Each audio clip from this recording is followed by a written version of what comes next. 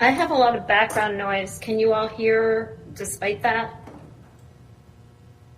I think someone's doing lawns and I don't know what else.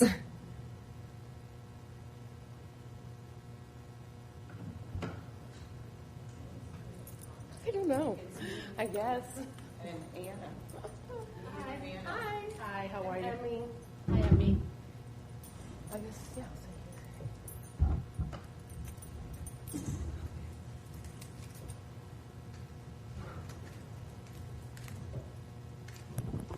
Hi, I'm here. Good Sorry I'm late. No problem at all. We are getting this meeting started at 9:08 a.m. This is the DDEC Training Committee or Subcommittee. This time we reviewed the Jason Foundation Youth Suicide Prevention Module 5 and Acts on Facts. Which one shall we start with? Can we do a quick roll call, please? Oh, I'm sorry. You keep reminding me of that. Okay. We have present Robin Jones. Yes. Carrie Whittle. Yes, here. Oh, yeah, you're separate now. Then Emmy Kenny. Present. And Kimberly Spire O. And for the record, Anna Irizarry Cardona, I hope I pronounced that right. You did a really good job. Thank you. Is representing the school district and providing the subject matter expertise on behavioral and mental health.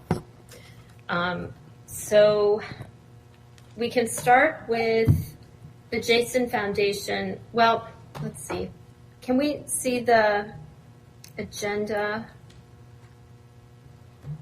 a little better? I forgot to print it out.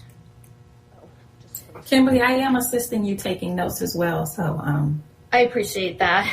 okay. Okay. I wanted to talk about the Jason Foundation as part of my representing students with disabilities here. I am on the ESC Advisory Committee, and every month I report out on what we did in this committee for the ESC Advisory. And when I did that, I got a call afterwards from an individual who represents JFK, I think it's JFK North, although they keep changing the name. It's the hospital where children who are Baker acted around the county are taken. So they have a lot of youth in their facility, and she is the person who represents the district kind of as a liaison to make sure they get educational services. Her hospital, which is part of the HCA system, works closely with the Jason Foundation, and she was really dismayed to hear our reviews of Module 2. So apparently she reached out to the Jason Foundation, and they were concerned and wanted our input. And so she connected me to their contact there. And so I wanted to bring to the committee, would we like to have a phone or Zoom conference and provide our feedback on Module 5 and after today Module 2 and after today Module 5? Yes. Okay, is everyone in agreement? Yeah, maybe, this is Emmy. Maybe we can put our findings in an email, send it to them, and then have a call just to expedite the process. Excellent. I like that idea. And I know Emmy has provided her input for the first session, Module 2, into writing, and we can all probably do that. I mean, we provided it in the notes, but if we have more detailed commentary and anybody wants to send that to me, I can compile it into an email to send to them. When would you like that, Kimberly? I know it's the end of the school year, so if I ask for it at like the end of next week, is that okay, or do you want to wait until school gets out? And the next week's okay for us, but Okay. Thank you. So we will say Friday of next week. And so it needs to be sent to Susan, and Susan can send it to me. Written comments next week. And we can add our comments from today's review. So Jason Foundation Module 5.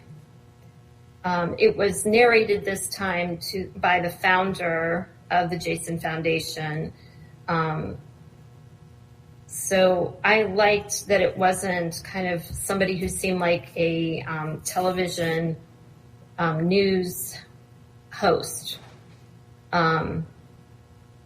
However, I did not personally see a lot of improvement compared to as far as the detail and information about representing our populations. There was a quick reference to bullying, but it's in a separate module, and I think more of it needs to be put into the modules 2 and 5 because it is a major thing. It was finished in 2014, but you'd almost think it was done before that. And I found it very vague and kind of I don't see that it would be that helpful in preparing school staff to address these issues because of the vagueness. So that is my input, and I can put in writing like specific references, but I wanted to give everyone else a chance. Carrie, what did you think? No, I totally agree with you. I noticed the 2014, they talked about the Youth Risk Behavioral Survey, but there's actually a 2019 survey out now. So, and we're in 2022. So I get concerned with that. The other thing is they talked a little bit about their affiliates. They have, national affiliates and I guess other affiliates, but actually they're more celebrities, and then they said like Rascal Flatts and Charlie Daniels and things like that. And then national affiliates, which were like Hospital Group, Corps of America and State Attorney General, seemed to be more in their area of where they were, Tennessee, I believe. I would like to see, when I'm looking at this kind of information, I would like to see more credentialing as far as research. Who are the researchers? Who are the national organizations that do this on a daily basis, that have the data that's just, it just keeps coming out, the CDC, I don't even know, but I'm just saying like a national organization, like something like that actually has the credentialing, has the data, has the peer-reviewed research behind it in order to support the statements that they're saying. I think it's wonderful, and I don't want to, belittle anything regarding their affiliates and things like that, and I think it's great that they're, supporting this movement, but I just think that I think we need to have a different lens on it that's more academic or statistically significant and peer-reviewed, and that's just kind of, what we were thinking, regarding the research and statistics behind their information. Excellent. I agree with you. I'm going to quickly add one other note. I noticed that the first 30 minutes of approximately hour and a half was giving his backstory, which I didn't mind getting that, but then just thanking all of the sponsors and partners and not getting into the materials. So it was an hour really of material. And as I said, it was vague and kind of really passed over everything. Robin, do you have anything else to add, or? No, Carrie pretty much said what we thought.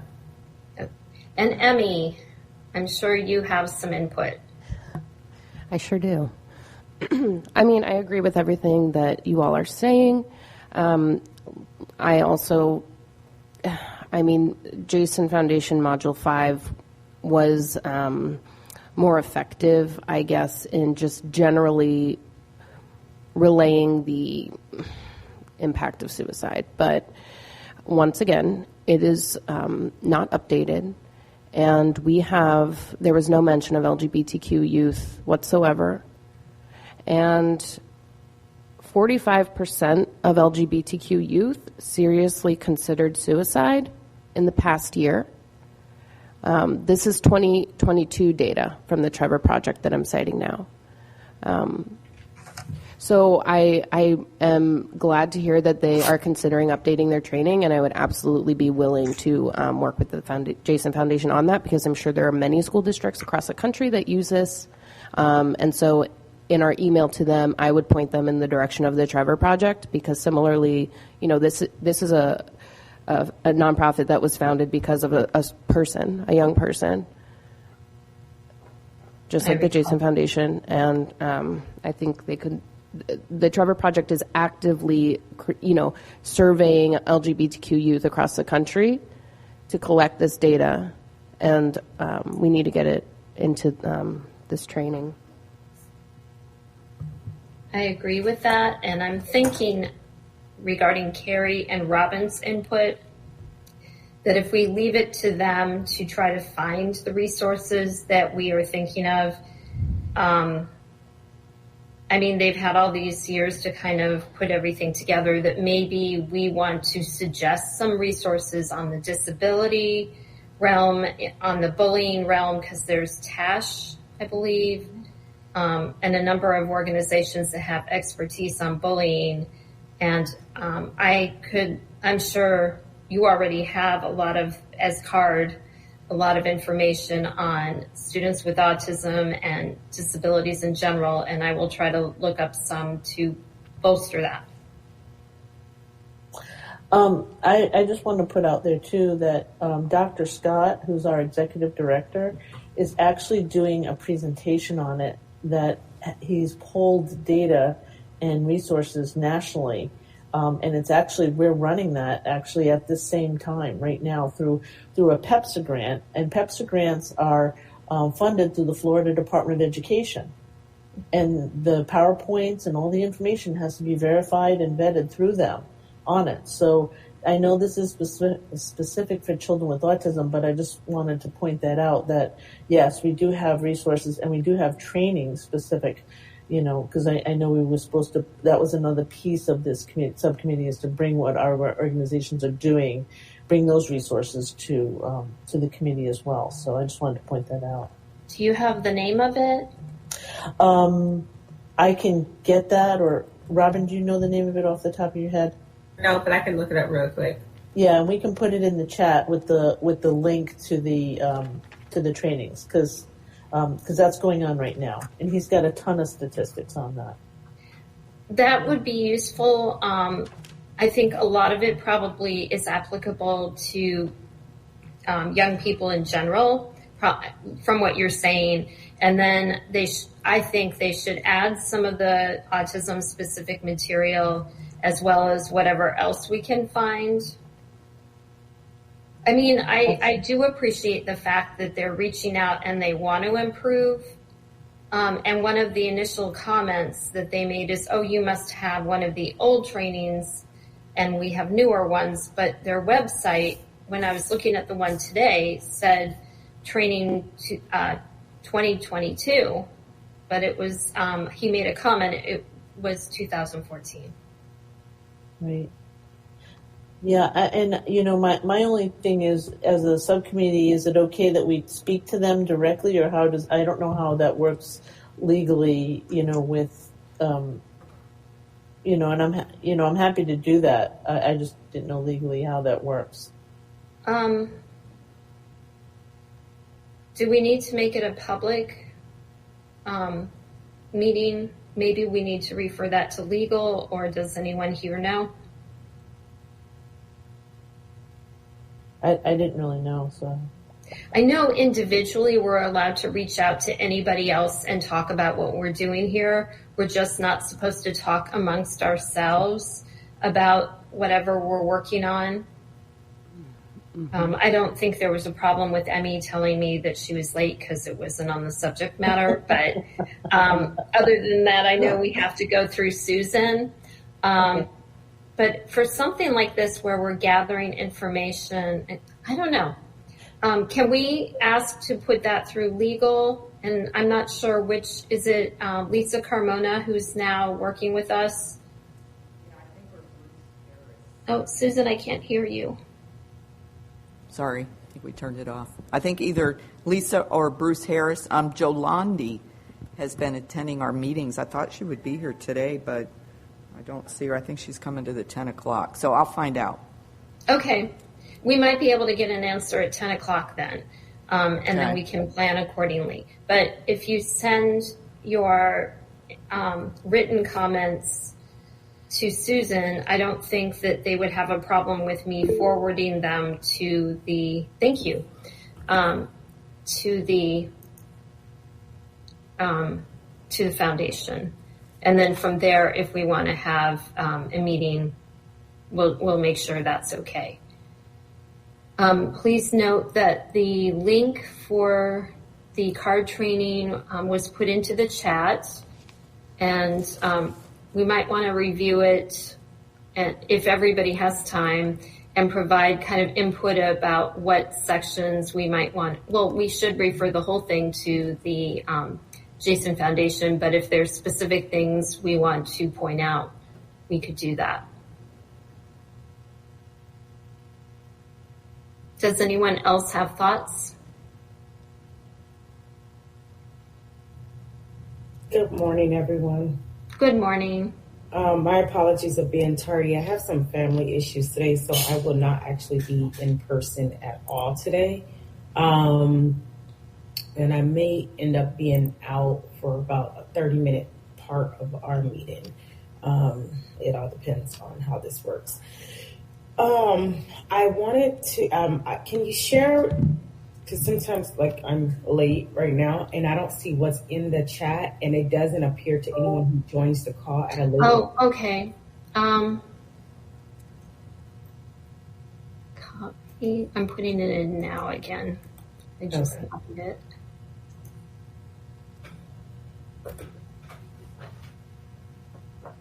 Charmaine, I'm not sure because you haven't, you're not officially a committee member. Did you review any of the trainings that we had on our in our minutes and or our agenda that you would want to provide comment? I did review. I reviewed the first one. I'm sorry, I was not prepared for that one. The Jason's Foundation, I think module, the first one that we discussed, the first meeting.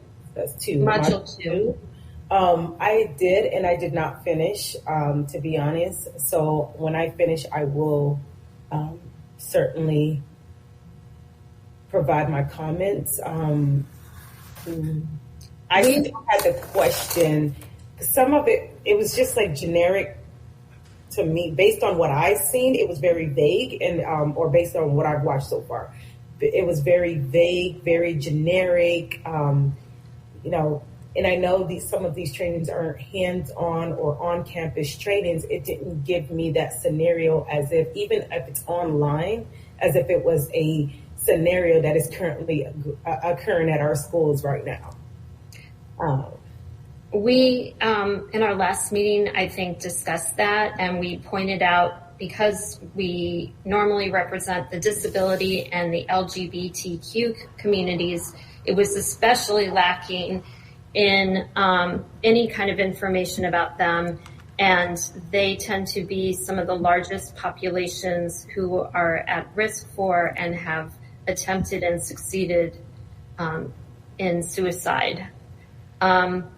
We have been asked by the Jason Foundation to provide our input, and we are trying to determine whether we as a committee can speak to them So right now we are gathering by next Friday, sending Susan any written comments we have about it. And I will try to gather them and put them into a diplomatic document. And then we will find out if we can follow up with a phone call with their representative. That sounds good. I can certainly finish those videos by this weekend and send it to you guys. Okay, thank you. And then we had similar concerns about the Module 5. And so we'll be providing commentary on that. And then right now, unless anybody has additional comments on Module 5, we can move on to acts and fact, or acts on facts. I'm going to let everybody else talk first this time. Who would like to go first? Kim, I just did have a question. No one from is what's her name from the district here? Yes. Well, Dr. Musenik is not here, but we have Anna Irizarry Cardona, who is representing the behavioral and mental health staff of the district. So she can answer any questions and act as Dr. Musenik's representative. So one of my questions, I know during the presentation by Dr. Musenik, am I saying it right? Musenik's team, we had suggested that even substitutes, there's a lot of long-term substitutes that currently are in our school district. So have this training and the other training, I know they said that staff only, but in some respects, substitutes are staff. Have they been available, have this training been available to them? Anna, do you know? I just know that this training was for school staff. That's what I was told, right? So I'm not sure if that is including the long-term substitutes or the substitutes at all. So what I can do is I can follow up with Dr. Musenik and then get back to you about that, okay? But I know that it was given to the school staff. Thank you. You're welcome. I'm writing.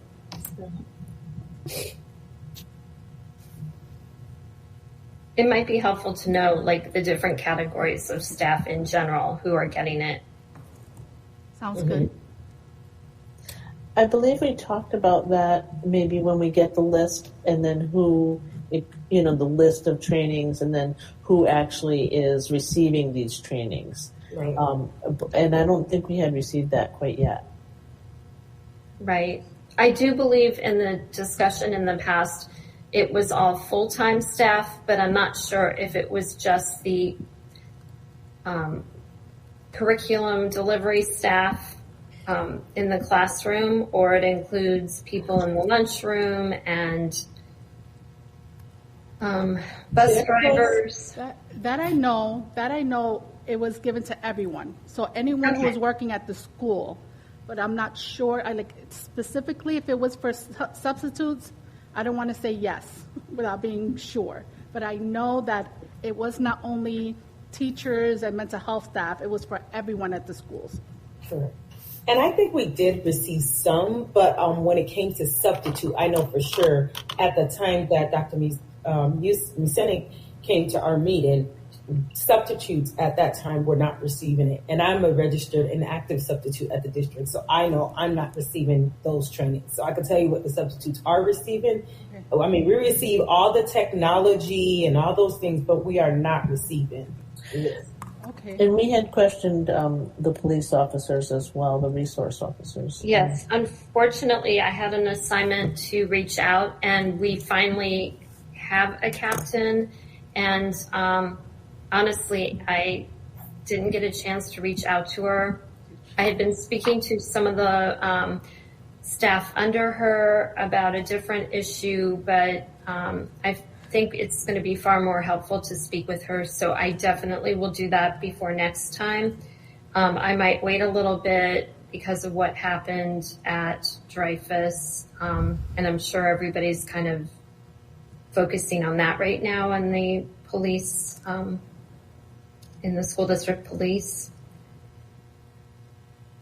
I do think if long-term subs do not get this, and maybe people who are on, I know that different principals and ESC type staff have certain subs that they like to use over and over. So even if they're not long-term subs in one position, if they're frequently in the classrooms, I think that, and not just once a year, or I think it would be helpful for all of them to get whatever trainings that will help them be more effective on the SEL front. Does everyone agree? So I agree on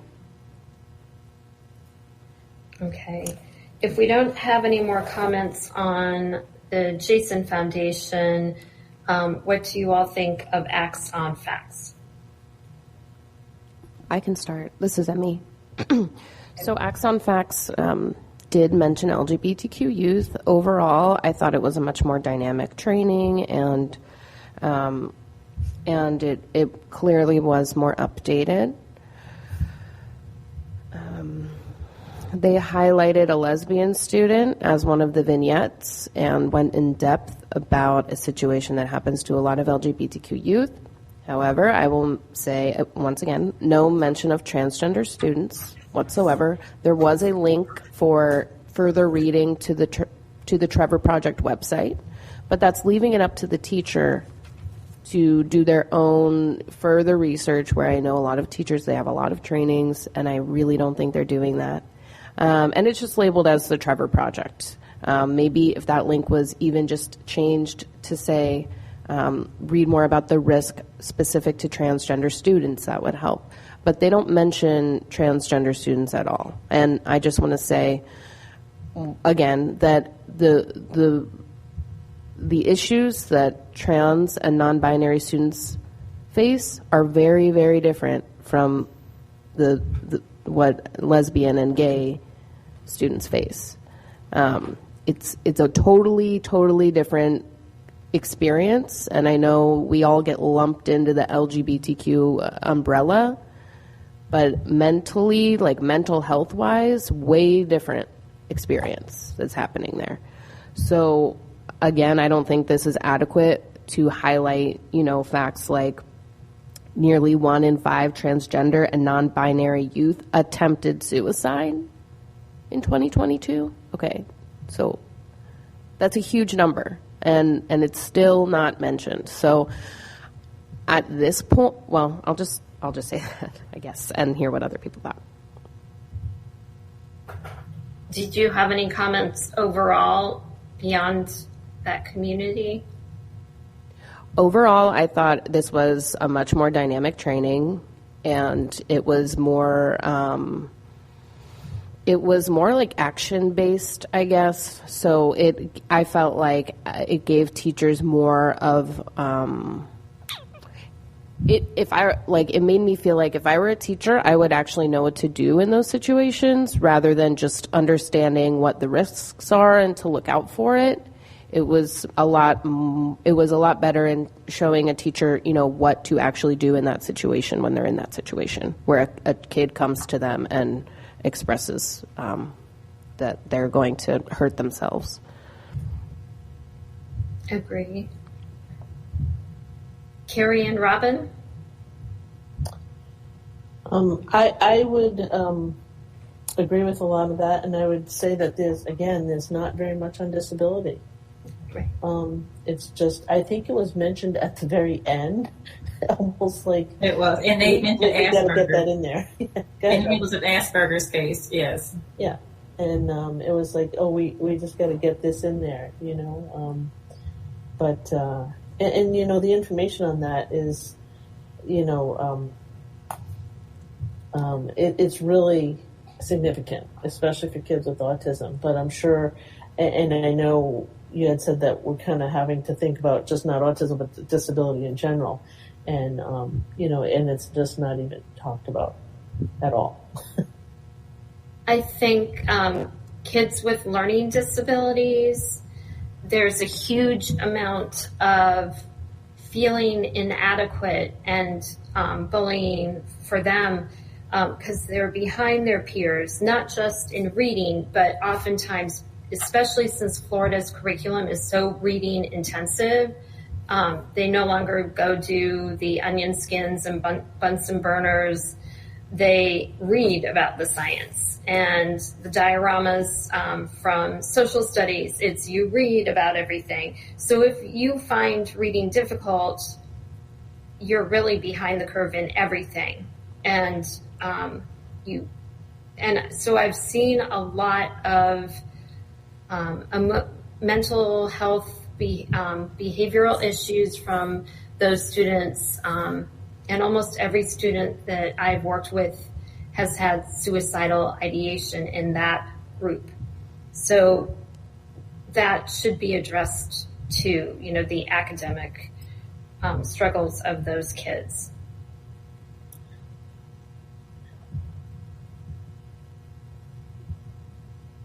Carrie, looks like... I agree. No, sorry, I totally agree. Yeah, I mean, I know even in Dr. Scott's presentation, he even talks about some of the cultural aspects of it, and how that's affecting individuals too. So I just don't think, again, it seems like each training isn't really, that we've looked at so far, I just can't see that being highlighted or discussed. Kids with disabilities, even right. if there's specific disabilities at all. Agreed. What was I going to say? I can't remember. Oh, yes. I was at a meeting last night where there was a discussion, and I've seen this also. There can be racial differences in how a lot of these issues are handled, and I have faced resistance, and this was confirmed through this other, group of people, resistance to seeking help and identifying students from different communities as having any kind of issue, especially mental health, because it's not accepted within those communities. And so those kids are especially at risk because they're not getting really any kind of support. So figuring out, I know these trainings may not be required to address some of these things, but I think there needs to be a recognition of that and some kind of effort to address it. A teacher or a staff member, if they see a child struggling, how will they kind of overcome that to help?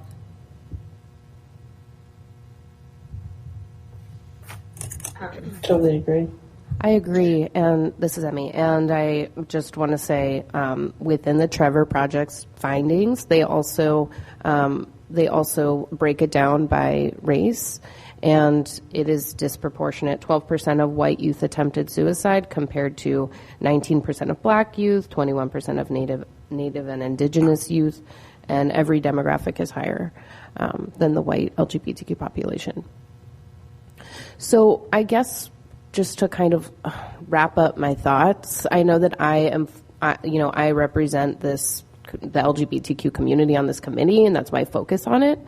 But overall, there seems to be a disconnect between these trainings and current things that are happening in the world. There are many factors that are contributing negatively to students' mental health. And I wonder, beyond these trainings, what the school district is doing to arm teachers with more tools to deal with this.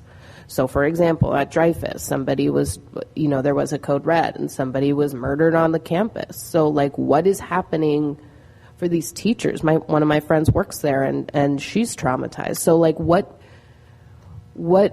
I understand that there are certain statutes that legally require certain hours of training. And that's kind of what we're focused on now. But that is clearly not adequate. And I would like to see this committee pushing the district to go beyond what is legally required and work on what is needed. by teachers and students right now. So I did have a meeting with a school board member, with Keith Oswald, and a few district staff earlier this week. We did talk a lot about trainings and potentially adding a new training during preschool this summer, addressing like the LGBTQ population specifically because of the legislation that's coming down the line, and anticipating if these are the stats now for LGBTQ youth, and now they're actively being targeted by politicians and having their identities erased in schools, we know those numbers are going to go up. So that's kind of where I'm at. I just wanted to say that I appreciate all the work that the subcommittee is doing. I just want us to think outside the box a little bit, because the district is, technically they're abiding by the law in having these 2 hours of suicide training every year, but it's not enough. Just because it's legally checking the boxes doesn't mean it's serving our students and our teachers as well as it could be. I know when I've had this discussion with school district staff, especially in ESC, because there's so much needed in that realm for general ed teachers and elective teachers, as well as ESC teachers, to be honest. I'm told there is no time for it, and you're asking people to go above what is contractually required to fit all of these things in. So, and the union might oppose it. So we need to be aware of those issues and maybe come up with some solutions or some suggestions, so we don't just we can't do that.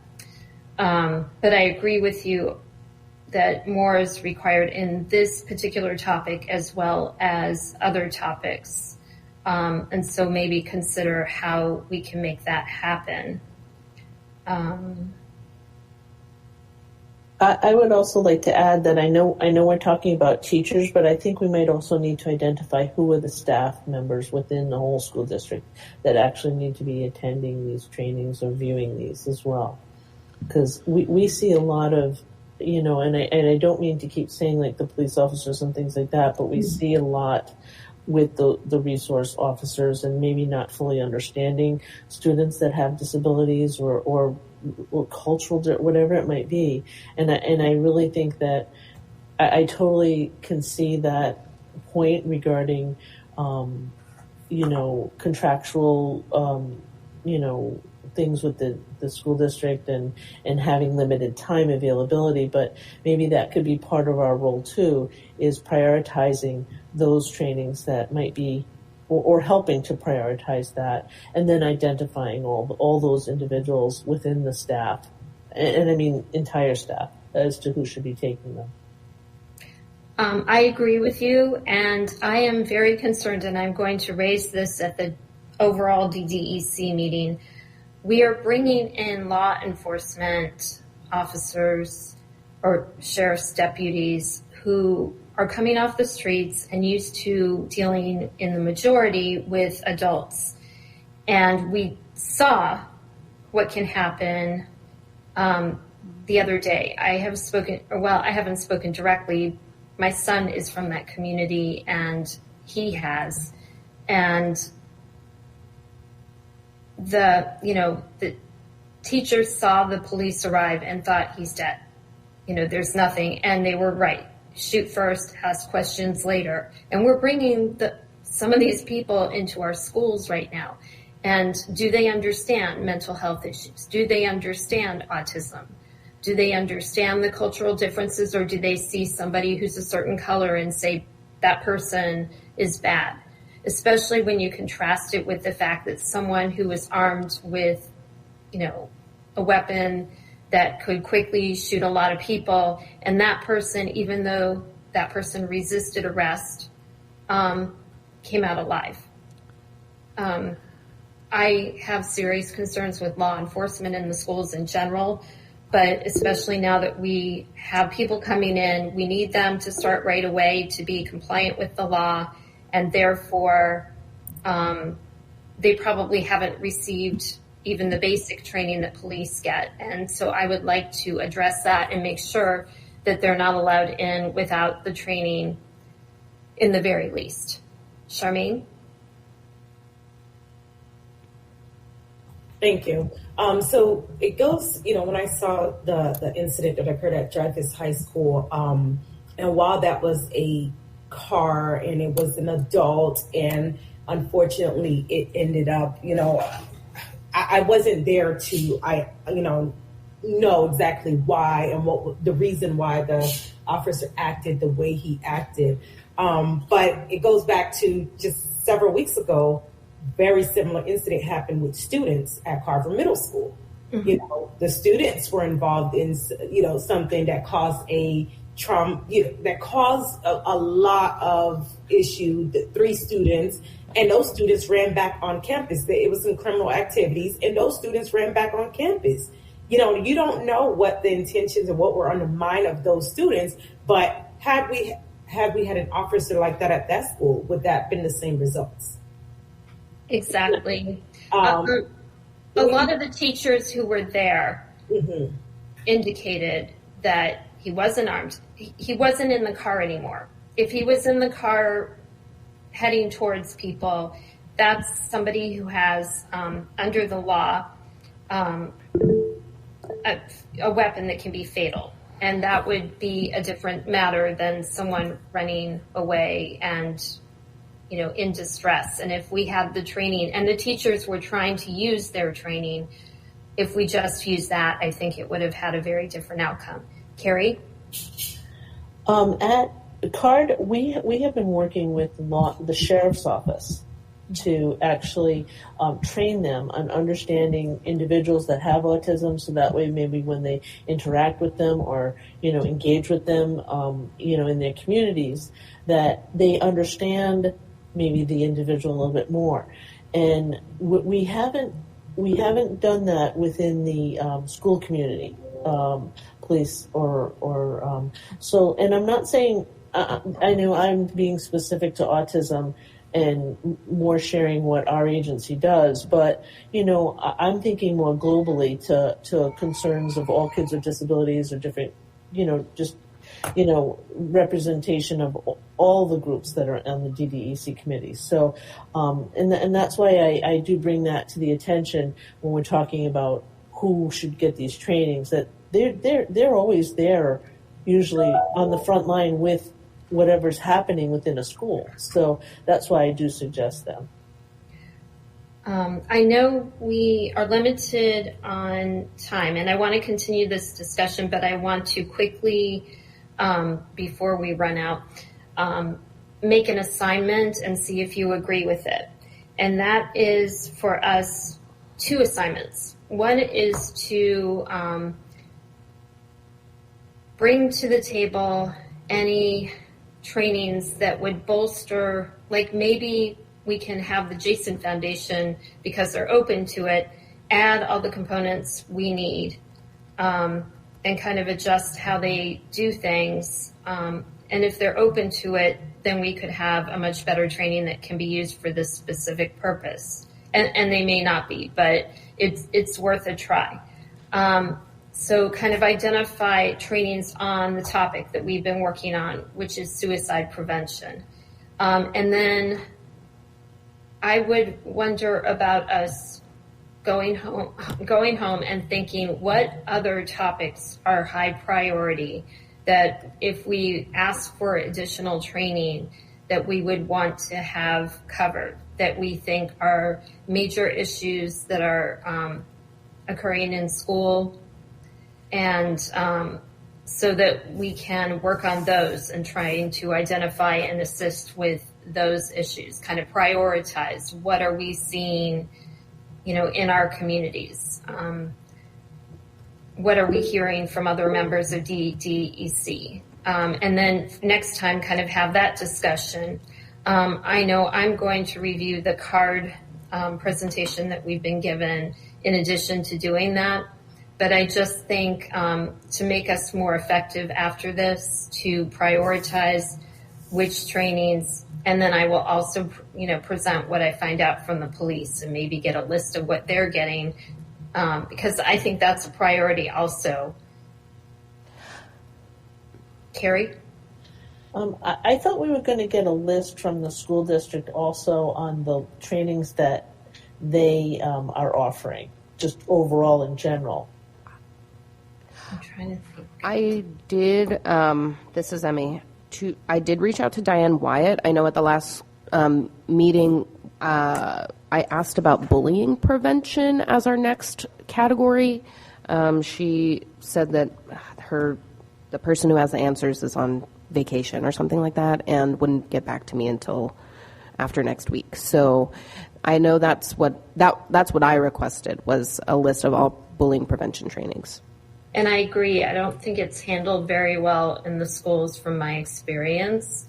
And, that relates to a lot of things. It affects the whole school environment. Mm-hmm. So that could be one of our priorities. But I would be interested to find out what are the other priorities. What are the issues that we're seeing that are not being handled as well as they could be in the schools that we would, tackle next, so that we're not off on a tangent of something that isn't that important. And who are the populations? And I think we're representing some of the most vulnerable populations with the people who are here, but we may be aware, like English language learners, what kind of needs do they have? The district has some policies that are problematic, so maybe we need more training on how to handle them. Can I say something, Kimberly? Yes, of course. So last meeting I brought up the idea of some kind of rubric that we could put together so we can actually score these trainings.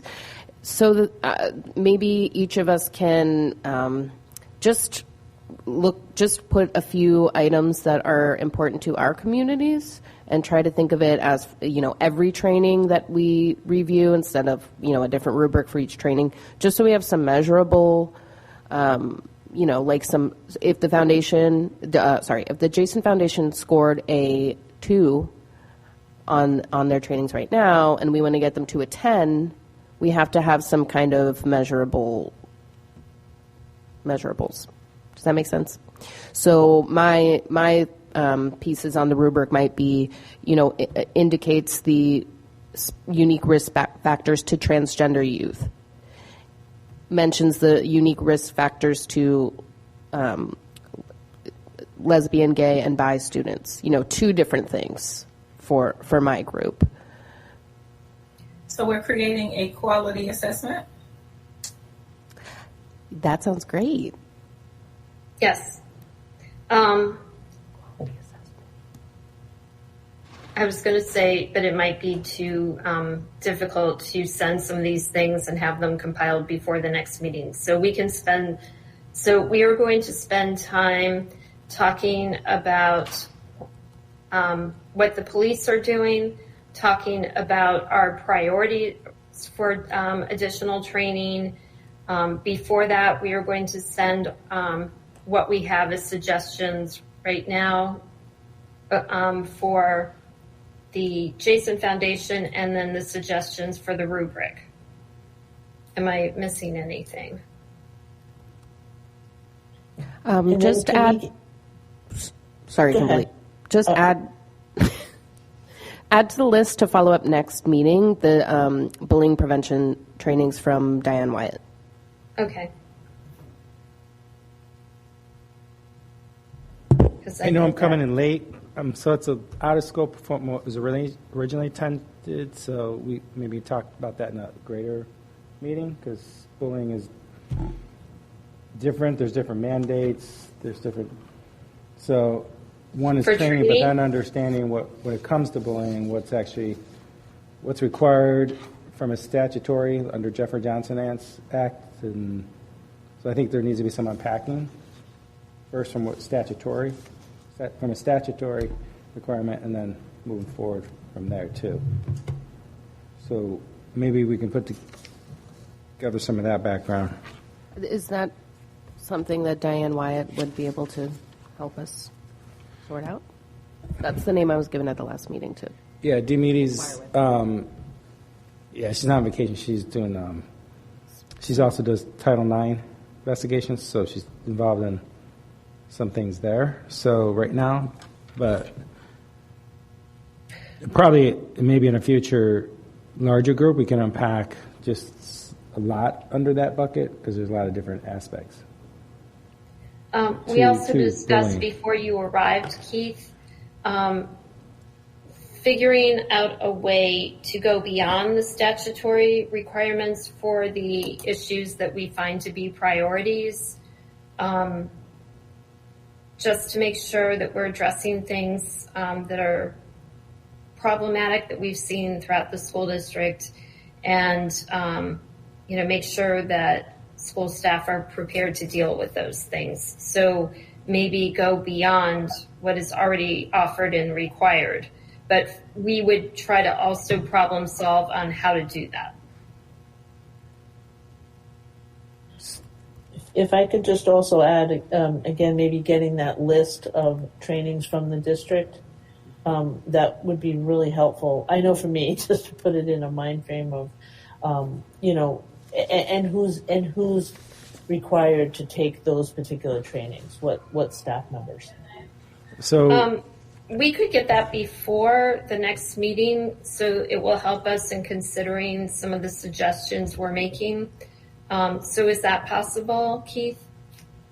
Kimberly, can we send an email? I think we get lost with asking for things on these meetings. Is it possible that we can send an email? Because that email that you send to Susan must go out to all of the committee members that you're sending it out, and then appropriately the necessary staff can take heed of whoever it is. But it is no harm for you to send the email of what you're requesting, copying Dr. Mucinek, copying Ms. Wyatt, and Mr. Oswald, and that email, in essence, like I said, would have to go to the rest of the board or the rest of the committee. And if there's anything that you might be missing that we have discussed in a group, maybe someone can chime in and share what that is. But I think that would be the best course of action, so we're not losing focus on these requests. I just went back through the last several minutes, and there's some things that are still pending. So I have to send those emails out and say, hey, where are we with this? Where are we with this? Because we come to the meetings and it's a lot. Staff has a lot. So I think that's the best course of action is those minutes. Okay, we can send out the list in addition to the minutes. And then request, though, that put that into the list, that staff make a list of the trainings and who receives it, and going beyond just those under Dr. Mucinek. But I think it would be helpful for us to know Safe Schools probably has some. Does ESC have some that they want to go across the board, or at least who is receiving what? So there's so many spin-offs, so I'm not sure which bucket of work that you're talking about. So there's a lot of trainings in a lot of places throughout the system in different spaces. So I think, and I know we've got to jump into the other Google Doc, the other Google Meet because of the meeting. But I think need to narrow down exactly which issue we're talking about addressing is going to be important. Okay, and I think the lane that we're in is important, so maybe we try to work through this and then figure out the next one. But what does everyone think? That's just what we kind of discussed this last time, and that's why we decided to just focus on suicide prevention for now, move on to bullying interventions next. Right. It's 10:02 and we have to get to the next meeting. Okay. When do you all want to meet? Can we quickly say that based on calendars? And then we can make sure that an announcement goes out in sufficient time that we can do it.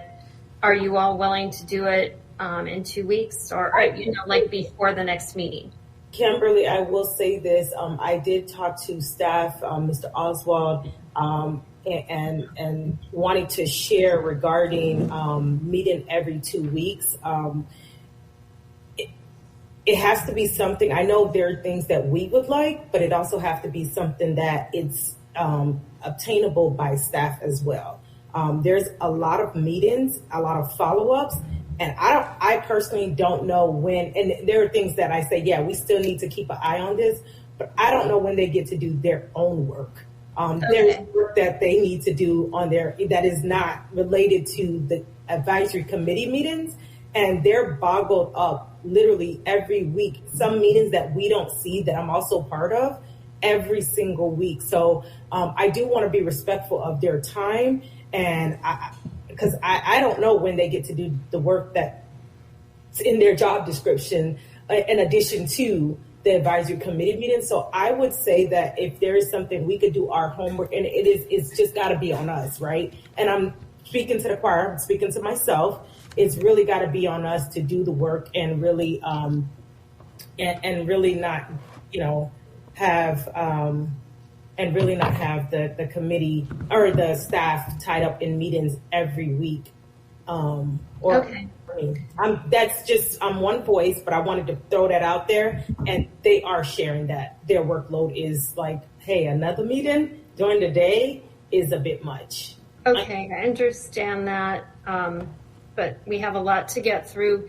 Is it possible to start at 8:30 and kind of extend it? Because we are going to do the work outside, but we need to share it with each other, and so then we're using staff time to try to get it, send it out, and we're not actually having discussions. So I don't know in a situation like this how much we can do outside and accomplish. So would it interfere with staff to start at 8:30? We can probably make that work. Yeah, I don't see an issue. Now, does that work for the committee? And then, one of the things I do need to bring up, but this is for the larger group, are we have to, guys, can we, if 8:30 works for everybody, we have to go in. It's 10:05, and it works for me. If it works for the grade, if it's consensus, there are people that's texting me, asking me about DDC meeting. So we have. Yeah, I'm typing in I'm logged in the other one so that they know we're coming. Okay, got it. Sorry about that. If I didn't address it, I don't know. It's harder to do it separately. Okay, thank you, everyone. We are adjourning. I'm not going to ask for a motion at 10:05. Thank you. And see you in the next meeting. Thank you. Thank you.